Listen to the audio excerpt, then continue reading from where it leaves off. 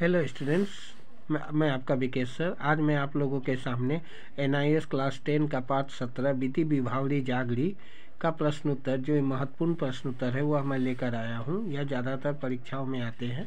पहला क्वेश्चन है, बीती विभावरी जागरी कविता के कवि कौन है? बीती विभावरी जागरी कविता के कवि जयशंकर प्रसाद जी है। दूसरा प्रश्न, बीती विभावरी जागरी कविता कहाँ से ली गई है? तो बीती विभावरी जागरी कविता जयशंकर प्रसाद के काव्य संग्रह लहर से ली गई है। तीसरा प्रश्न है, उषा या उषा काल किसे कहते हैं? सूरज निकलने से पहले के समय को उषा या उषा काल कहते हैं। चौथा प्रश्न है, बीती विभावरी जागरी कैसी कविता है? बीती विभावरी जागरी भोर के सौंदर्य पर रचित एक कोमल रागात्मक कविता है, जिसमें कवि ने प्रकृति का सुंदर मानवीकरण किया है। पांचवा प्रश्न है, कविता में प्रकृति चित्रण के माध्यम से क्या बताया है? कविता में प्रकृति चित्रण के माध्यम से राष्ट्रीय जागरण के लिए उद्बोधन किया गया है।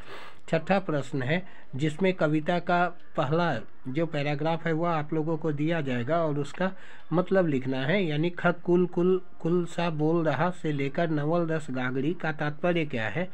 कवि कहते हैं कि प्रातःकाल हो गया है। एक सखी दूसरी सखी से कहती है कि पक्षियों का कलरव चहचहाना का स्वर सुनाई दे रहा है। धीमी धीमी हवा से कोपले थिरकने लगी है। यह लता भी अपने अधखिले फूल रूपी गगरी में नया रस भर लाई है। सातवां प्रश्न है, बीती विभावरी जागरी कविता में प्रातःकालीन मानवीय गतिविधियों के आधार पर सुबह होने के दृश्य का वर्णन कीजिए। कवि कहते हैं कि एक सखी दूसरी से कहती है कि रात बीत चुकी है। उषा रूपी स्त्री आकाश रूपी पनघट में तारे रूपी घड़े को डुबो रही है। आकाश का रंग बदल रहा है, तारों की झिलमिलाहट कम हो रही है।